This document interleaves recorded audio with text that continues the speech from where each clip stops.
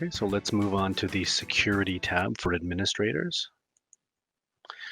This is where we can set up account editors, so additional people that can access the account in any way you'd like. At the top, we can see that in this case, there are two administrator accounts set up. Both of them actually are editor. Then we have a technical support area, which is not charged. In this particular case, since there are two account editors, that counts as two. One of those is included with most accounts. One of those is an extra billing item, so please be careful with that. And at the bottom, we can see the permissions and roles. So this is a very detailed account of what will be allowed for each of the different roles. So let's just finish this and make that change. Let's say what you'd like to have is an editor with overall control that would be allowed to see everything down the side of this particular account. They'd be able to access each of the different menu items. But let's say you have a volunteer for your organization that you would like to do scheduling, but they don't need to see security, financials, and they don't really need to be involved in some of the other areas. They don't need to be able to make changes. So what we could do is we could create an additional account. Let's call this editor 2. This is a little bit lower level editor. And what we've now done is we're now able to select at a very granular level the things that this person will have permissions to see and access. So we'd like them to view the dashboard. We'd like them to view the profile page. We don't want them to be able to edit billing. We'd like them to view appointments, view accounts, organizations, roster editor, yes, and of course, any of the editor pages.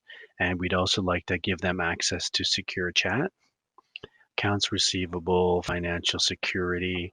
Maybe those are the only permissions we'd like to enable that person. So let's save that. So now we've created a special role. And what we can do is we're able to add an editor now. And let's say we'd like to have Wilma to have access as editor 2.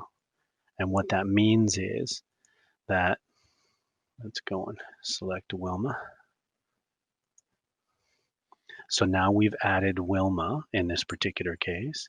So when Wilma logs in, say, for example, if she's a volunteer, she'll be very limited on what she'll be able to have access to down in terms of menu items on the left-hand side. So let's see what that actually looks like. Let's sign out and then let's log in again. So let's go ahead and select Wilma's account. Now, when Wilma signs in, she always starts, of course, at her own volunteer page. You can see she has many opportunities. Dashboard, profile, organization, appointments, and secure chat are all available to volunteers on the volunteer page. If she were to log in as an administrator, she's an administrator on this account, this organization.